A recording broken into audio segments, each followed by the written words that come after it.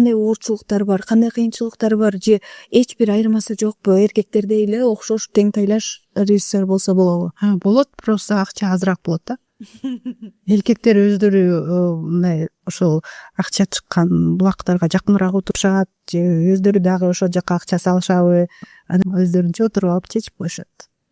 Эми бул мурда болгон окуя, бирок азыр деле мен кыздар менен сүйлөшкөндө айтышат, акча алыш аябай кыйын депчи.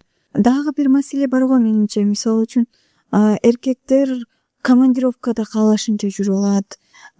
Эч бир сөзгө калса деле эч ким эркек кишилер тиги Кытайда, Кыргыздарда жүрүптүр. Аял киши болсо ой тиги айыл аймактарда балким билбем үй бүлөсүн таштап, балдарын таштап аял киши тиякта жүрүптүр деген сөз дагы калат да. Ошол жаатта деле аялдарга режиссер болуш алда канча кыйыныраак болсо керек. Биз бири бирибизди колдогон тийишпиз. Бири бирибизди колдоп, ушундай сүйлөшүп, ушундай нерселер сөз болгондо бир жакта бизде өтө мындай кысылган мамиле болушу мүмкүн. Башка жакта биз эркин жүрөбүз. Бир кыздарыбыз мындай, биз ар түрдүүбүз да. Кээ бирлер үйдө отурганды жактырышы мүмкүн. Кээ бирлер ошондой жерге баргысы келет.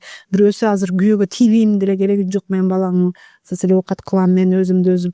Андайлар деле бар. Биз ар түрдүүбүз да. Анан ошонун баардыгын эметип туруп сөз тийгизбей бири бирибизди колдоп коюшубуз керек.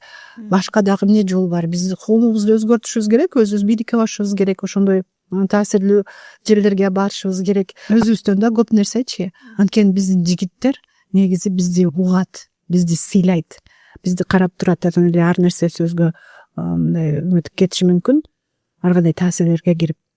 Бирок алар биздин шериктерибиз ошолор да. Ошолордун колдоосу менен биз дагы күчтүү болобуз. Көпчүлүгүндө бизде жакшынакай